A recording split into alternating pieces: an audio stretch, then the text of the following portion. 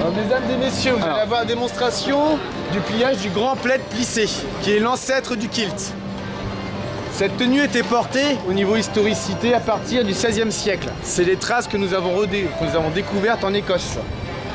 Donc le tissu pouvait aller de 6 mètres jusqu'à 13 mètres de long, sur à peu près une largeur d'1 mètre 40, 1 mètre 50, qui correspondait au métier à tisser des personnes.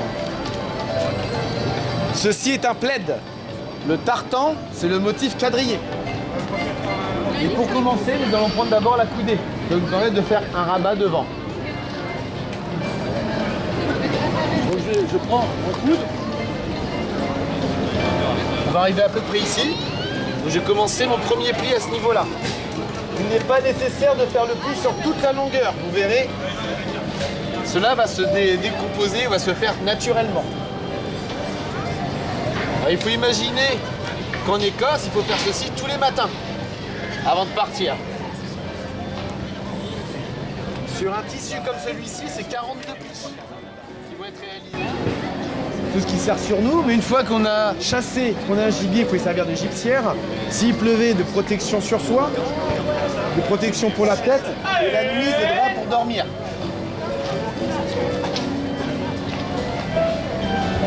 Ceci va tenir grâce à un seul élément, une ceinture.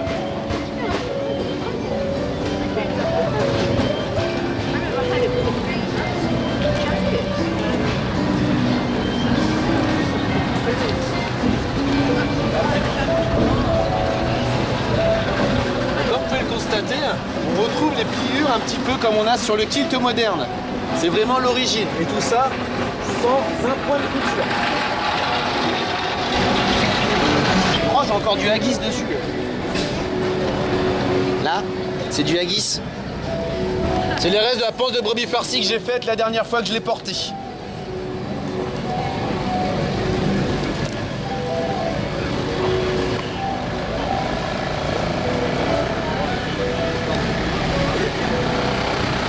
Avant le grand plaid plissé, les Écossais portaient une tenue qui s'appelle le brat, qui était un carré de tissu qui servait en fait de cape.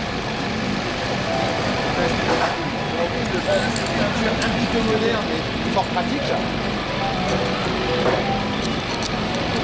Et on va venir la glisser dessous.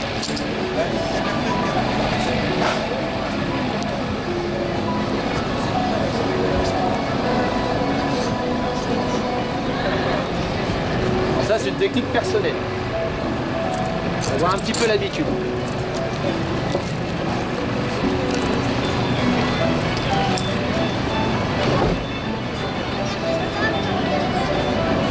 Je replace mes plis.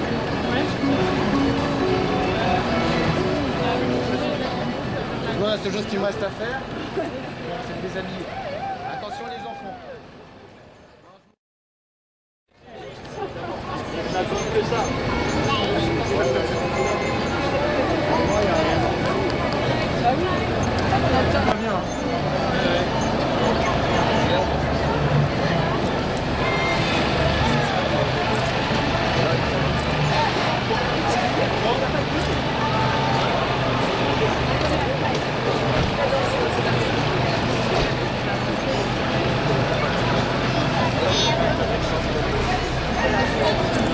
Bon, selon le temps que nous avions en Écosse, le climat, on pouvait le faire plus ou moins long, selon le travail que nous réalisions.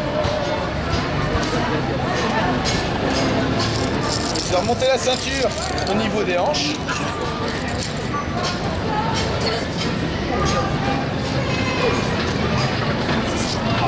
Maintenant, le plus dur, on serre.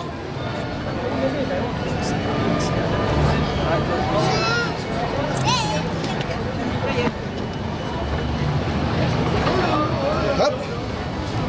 Je me retrouve avec des grands pans. Il ne reste plus qu'à concevoir quelques poches. Donc il existe plusieurs manières de faire des poches. Soit directement en arrière, comme ceci, où je me retrouve, comme vous voyez, avec l'ancêtre d'un kilt. Il fait de très beaux kilts, monsieur, donc vous pouvez aller le voir. Ouais, il faut. La ceinture aussi.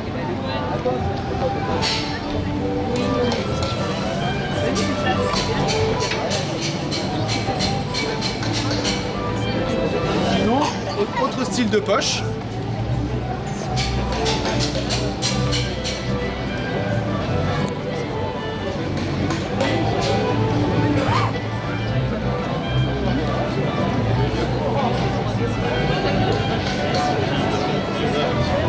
Et après, si je veux, il ne me reste plus qu'à faire plusieurs choses.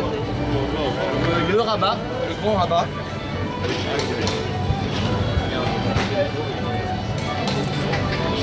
Et là, vous avez vraiment l'imaginaire du Highlander qui n'a plus que son béret à porter sur la tête, sa basket Hill à la main et aller défier l'anglais en suivant Bonnie Prince Charlie. Ok, ça a fini par un massacre, mais bon. À Culloden. Et normalement, vous avez... Très bien, bravo. Savoir si le pied est bien fait, on n'a plus qu'à faire.